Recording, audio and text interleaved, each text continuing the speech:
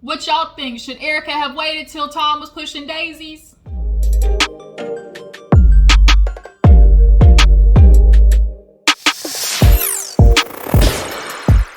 Hey y'all, what is up? What is up? Your girl G here. Welcome back to my channel. We're going to be talking about Real Housewives of Beverly Hills. This episode kind of was a filler, really. We're just kind of getting into, the crux of Erica and Tom Girardi's, messy ass divorce, because we all know not only are they splitting, it may be possibly because Tom is running a fraud ring. These rich people, they love pulling out white collar crime, don't they?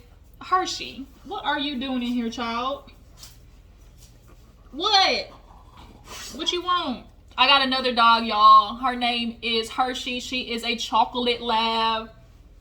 You want to say hi to the folks? Come here. Say hi. Come on. Come on. Come on. Come here. Come here. Come up. Come on. There you go. This is Hershey, y'all. You want to look at the folks? She's my chocolate lab.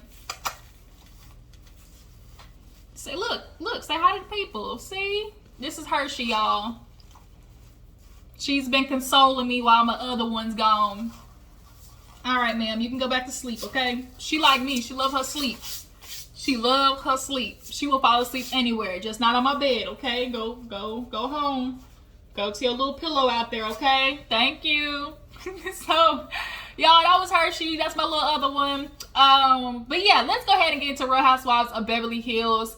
They're definitely, like I said, it's kind of really the calm before the storm of the ladies not only hearing that Erica is getting a divorce, but she's getting a divorce possibly because she don't want her assets, confiscated by the IRS because of what Mr. Girardi's going through. Because, the ladies are definitely going to have a question about that because Ponzi scheme alert seems to be everywhere. So let's get into it. If you're new to my channel, hey, how you doing? Appreciate you for tuning in. Hit that subscribe button, okay? And everybody else, go ahead and hit that like button, drop it down in the comments, and let me know that you guys stopped by. So we open up the episode with Kyle. Everybody is going over to her house besides Garcelle for the election. She's holding kind of like an election party. I remember that time when, that last time election, that shit had me on pins and needles. Because I'm like, we cannot do another 4 years of this Cheeto with a toupee on. Like, I can't do it. I was just, whew. But because we had the mail-in ballots, I definitely knew, like, we was going to take this one. But, of course, they want to denounce it, say that it's fraud. And I'm going to tell you exactly what y'all told us when Trump won the first time. If you don't like it, get the hell up out of here. Y'all sure told us if you don't like it, you can leave the country. How about you do the same motherfucking thing, okay? Sitting here trying to wreak havoc on democracy and go try to run up the Capitol and change votes of democracy. Y'all look stupid, okay? Let me not go off the rails. But nonetheless, I was getting ready to go off in these hoes. Nonetheless, they all go over to Kyle's and she asks everybody to dress patriotic. So she's talking to Maurice, right? Maurice, fine ass, okay? He's one of the finest house husbands, period. He stayed doped up, y'all. He drinking. He like, I'll be the bartender. He stay high.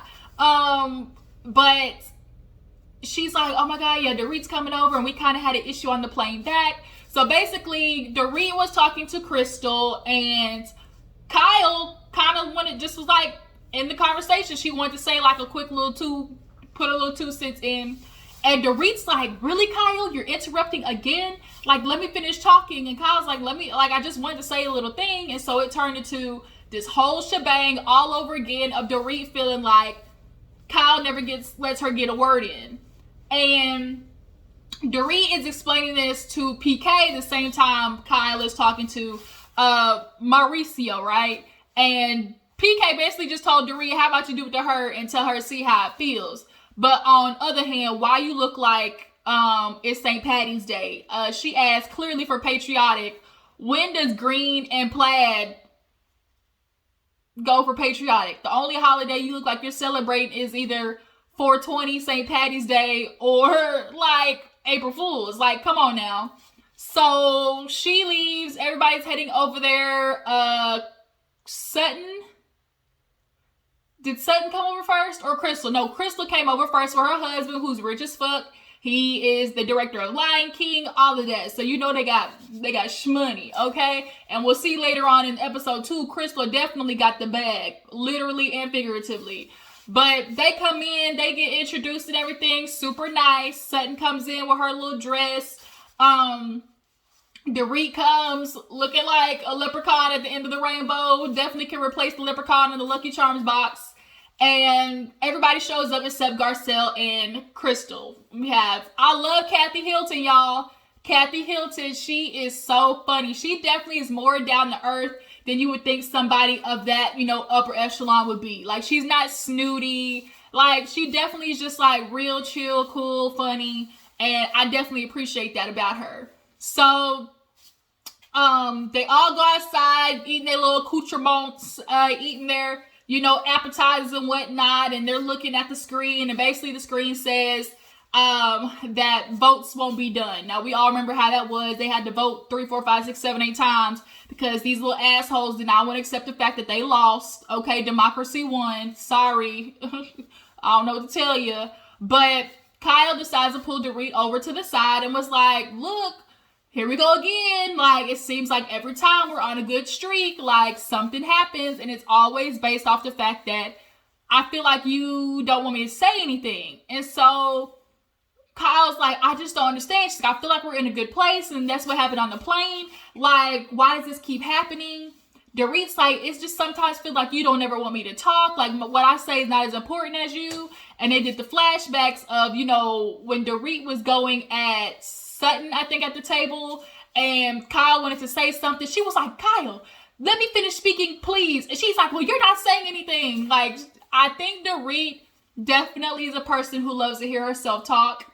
She definitely loves center of attention. She will go on and on, I think. And Kyle, I think, is one of the people who's like, here we go. Like, maybe if I say something, she'll shut up type situation. So Kyle was telling her, like, I wasn't even doing, like, I was just trying to say, like, a couple of sentences, like, when you and her were talking. And she's like, I let you talk for, like, 45 minutes. She's like, 45 minutes? She was like, yeah. She's like, I remember you saying that. So in my head, I was like, okay, let me finish, let me let her finish speaking. But you never stopped. So I was just like, okay, I'll just say what I gotta say. And she's like, I sometimes feel like you wouldn't do that to anybody else. And I low-key kind of feel that way too. I feel like Dorit just has like a little, how there's some person that you're just very, like, anything they do, like, you pounce on, it just bothers you. I think Kyle is that for Dorit, and I think it subconsciously is her way of, like, checking Kyle so she doesn't necessarily feel like the top dog in the group. I think Dorit definitely wants to just kind of have like a one-up on Kyle. And that's kind of her way of like knocking her down a couple of pegs, if you ask me. So Kyle's like, well, if we're gonna keep going, you're gonna be my friend, don't speak to me like that again. And she was like, really? She was like, now you don't want to be my friend, like, because of this? And she's like, did I say that to you? When you told me, F off Dorit, F you, did I go to you? Kyle, don't you ever speak to me like that again, or we're not friends? She's like, no. So I can't believe you're, like, demeaning it, to this now, Kyle. And I don't think Kyle said anything crazy. Like, am I tripping? Did y'all, like, feel like that was wrong of Kyle to say, like, if you speak to me like that again, like, we're going to have a problem? Because if you are friends with somebody, you should be able to tell them, hey, I don't like the way you're speaking to me. And as Kyle explained to her, that's totally different. I was telling you that in a heat of a moment. Clearly that was, a situation. But Dorit, you absolutely could have said that if you wanted to, but you didn't. And if you felt some type of way about Kyle talking to you like that, you could have said that. So, I mean, it's just everybody has their thing of what they're willing to tolerate. And Dorit, she ain't tolerating you speaking to her like that. So, if you want to be her friend, it's not like she's saying she don't want to be your friend. She's just simply saying, look, like, that's one of my boundaries. Don't talk to me crazy. That's it. So now, Dorit's pulling the okay, like basically like Erica, where it's like, okay, we're good. And it's like, you definitely know we're not good. And it's like, every time you say we're good, bitch, we not. So basically, Dorit wants to have a problem with Kyle, if you ask me. That's how I feel. And so she leaves, goes to the other ladies. It's like, oh, my dad's at home, and it's like, and PK got in the car. He was like, damn, like, we gonna look rude. We could have ate or something. She said, you had a burger when we left. It was like, damn, bitch, I'm hungry. Because PK was over there talking to Mauricio, and I think his name is Rob, Crystal's husband, and just talking about how, you know, Sutton in that situation, and Mauricio is explaining, like, I think it just happened because she tried to give her a coat in the room, and, yeah, it was just awkward. And so, actually, all the ladies were outside speaking about, you know, the trip, and Crystal's like, when I got home, I realized I lost 5 pounds. And it was kind of a way, it kind of did come off passive aggressive as if she was trying to put the blame on Sutton. I'm not going to lie. But she was like, no, it was just, you know, I first of all had particular eating, you know, habits. And then on top of that was just the stress of the, you know, the getaway. So she's like, everybody was taking it as a good thing. But she was like, you know, I don't necessarily take it as a good thing because, you know, I used to suffer from bulimia. And so she admitted, like, when she was 11, she started being bulimic. You know, she was a chubby kid of the family. She wanted to, you know, look American, white, blonde hair, blue eyes, like a thing that most foreigner kids suffer with. Or, you know, people in general, you feel like you got to be white, blonde hair, blue eyed to be beautiful. So Sutton just made sure, bitch, you ain't gonna blame me for you losing weight. Don't put that shit on me at all. Then they get to talking about Erica not being there and how they're surprised by, you know, the divorce. Nobody saw it coming, and hopefully they see her later on in, you know, the episode, which they will. So after that, we see a cute little rich moment, a nice rich wealthy moment where Sutton and Garcelle go Bentley shopping. She's like, yeah, you know, when you shop couture, you do it by yourself. I just wanted the same thing. You don't shop couture, you know, with others. Sounded hella rich. I said, damn, like, it must be nice, okay? She go in there, she said, yeah, I had them shut the thing down for us so we could shop with our mask off. So I said, damn, rich white woman dynasty tease. So they go around looking for the Bentley and whatever, and Garcelle's asking, she's like, can I be gauche? And ask how much it is. Sutton does not like to hear the price of things. Like, she does not like telling people. She does not like talking about it. I think she don't like talking about it because she know how much crazy damn money she be spending, and she don't want to hear it out loud. But basically, a Bentley was like $380,000. That's a lot. I could definitely use that right now. $380,000? What? For a car?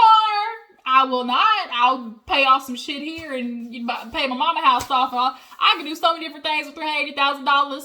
So basically, they test drive the car. Sutton's basically talking about how, you know, she's going through a life change. She's ready to, this was her first purchase of her own, you know, without asking permission. And, you know, Sutton's kind of on the up and up, living her new life as a newly single woman. And I do like Garcelle and Sutton's relationship. I really do think they have a good, you know, friendly dynamic for sure. So we see a little scene where Lisa, Mr. Harry Hamlin, he's planting because it was the end of the world, we thought, when COVID happened. So he said, look, we're going to have some food because we're going to learn how to garden. And that's, if there's anything, if you grew up like old school parents, if there's anything they say you should have, it is some land. Because if anything happens, the land is what is going to provide you, you know, food and all types of things. Get you some land. Yeah, so it wasn't really too much going on with that. They were just sitting outside talking about Erica and her divorce and how Harry's like, I don't want to do it. I did it twice. Bitch, that's it. Lisa, we not getting a divorce. And they kind of pinkies promised on that.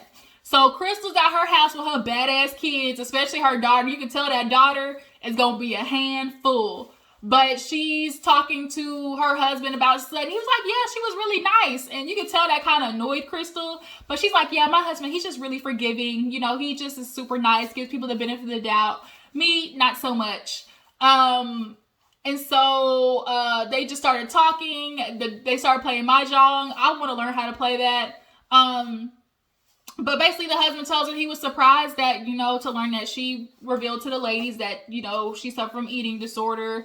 And she was like, you know, I just really felt, you know, like I needed to. And, it, you know, I felt okay. She felt, for her growing up, she felt like if I could be so open about it, like if I'm so open about it, it's not as bad, right?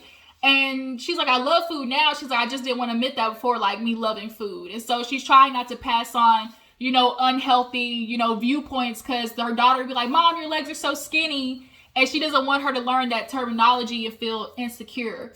So, talking to her kid's bad. Basically, she's trying to figure out a way to discipline them, because she's the hard ass. Her husband's, good cop, bad cop situation. So now it is time for Sutton to throw her Parisian party. Kathy and Kyle go over to her Sutton shop, and she redid it. It looks beautiful. Hella riche when you are not rich. Riche when they walked in. And Kathy, the minute she saw everything, was picking that bitch apart, talking about, why is this table there? Are you sure that table needs to be there? And the way she talked, I don't know where that table needs to be there. Really? And what's that in the back? Oh, a powder room? Okay. And so Sutton was like, well, gee, thanks. Wonder what it would have been like growing up with you. And Kyle, she's used to it because she's the oldest. Because Kathy's the oldest. She basically took control of everything, and she's used to it. So they basically talk about, the party, and is Erica going to come? So Sutton texts Erica. She said she'll be there. So she's like, oh my God, like, I wonder how this is going to go. Nobody was aware of, this divorce happening. So what's it going to be like? Y'all, Sutton got some tiny ass legs. She has the tiniest ass legs. I cannot with her. Her denim jacket was cute though in the shop. So get to the last part of the episode. Everybody goes over to Sutton's. Dorit has her mod Parisian outfit. Kyle looks hella Paris, super cute. Walks in with Crystal, because she went over to Crystal's house, I guess, to meet and go over there together, because they live close by each other, I think. And Kyle walks in, is distracted by a 95, might as well be $100,000 bag. Hermes, y'all know Hermes is expensive, okay? And she's just looking, she's like, I haven't heard one word Crystal said, because she's looking at $100,000 in this tiny ass bag on the table. The fuck? $100,000 bag, y'all. The shit look like a little cottage on the front. It's like, why? I'd be damned if I ever spend $100,000 on a purse. I just could not do it. I could not do it. So yeah, so they end up, but that just goes to show how rich Crystal is. So they go, Kyle and Sutton there, get there first. Kyle's obsessed with how Sutton's done up the house. Lisa Rinna comes over. Her and Kyle got on the same goddamn outfit again. And Sutton said the same thing as me. Bitch, y'all need to get a new stylist, because this bitch stole my look moments keep happening. Y'all need to get new stylists. Get somebody up and coming who ain't gonna get you the same shit as, everybody else that they dressing in the neighborhood. So then Dorit comes, Garcelle comes. Garcelle was a little confused as far as Parisian goes. Who had on the pink? I think that was Garcelle. Garcelle, Sutton, Kyle, Lisa, Dorit. And then Kathy came in like a nice little pantsuit. They all were in there, celebrating the fact that Biden-Harris won and that a woman was VP. I remember that moment. It was just a sigh of relief when they finally won, because it was like, whew, got that little mofo out of there. Now we got to do some damage control. So they sit down and start talking about Erica and how, who knew about what was going on. They're so shocked because when her and Tom, get together, there's just like a level of love you can definitely sense in the air. Nobody would have expected it. But Kyle did say something that I think was very poignant, which was like, if you take a step back and just look at their situation, it's really not that surprising at all. He stays busy. She stays busy. Like, he can't really go visit her, flying around the world with her, like things like that. So I know he ain't giving her no dick. Like, she might have a little boy toy on the side, because she got her own apartment. So I think she got one of them nice little boy toys that signed an NDA. That's what I think. Cause Tom, even with the blue chews and Viagra, he ain't moving them hips right. He ain't hitting that shit from the bike right. And Erica definitely, you tell, loves some S&M BDSM stuff. Okay, Tom's heart can't take that. He get hit one wrong way by the whip, he'll gonna have a heart attack, stroke, and be out of here. He on 1 foot on a banana peel right now. So as they're talking, Erica is making her like long, drawn out car ride, and she's just talking about how, the ladies, I just couldn't tell them. I wanted to handle it on my own. This divorce is, it's just difficult, and it's like, hell yeah, we know this shit's difficult. Clearly what's going on. She's like, it's complicated.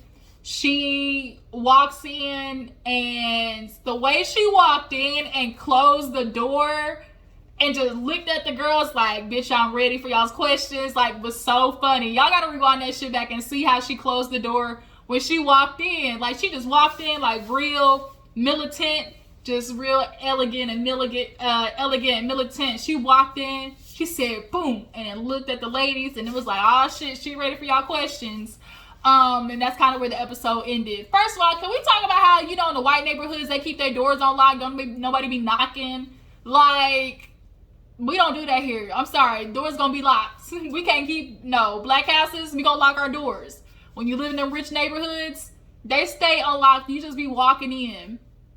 Crystal, y'all, I'm not gonna lie, it's starting to make sense maybe why she panicked when Sutton walked in the room. Speaking of knocking on doors, I think maybe she was self-conscious about her body, and that's what made her really emotional, I think, because to me, like, Sutton knocked. It wasn't like Sutton did anything creepy and weird. She said, oh, it was just creepy and weird. And it's like, I kind of feel like Crystal already has her sights set on Sutton as somebody she doesn't like, so she's being very hyper vigilant and hypersensitive to the things that Sutton's doing. So when she walked in, I just think maybe she felt self-conscious about her body, and that's why it made her have that reaction. I just can't see any other way. Like, that makes sense to me. But y'all drop down in the comments and let me know, how do you feel about this episode? What you think about Crystal, her issues with Sutton? If you were Erica, would you have told the ladies, everything that was going on in the midst of your divorce? Woo, I think that's it. There wasn't even much that going on in this episode. Oh, Dorit and Kyle, who is to blame here? Who do you think really is the one that kind of forces the relationship to be kind of tense? Is it Dorit or Kyle? Let me know. We got a lot to talk about this week. I'm going to watch BET Presents the Encore. I know that episode's gonna be messy, so y'all stay tuned for that. I will catch y'all later. Deuces.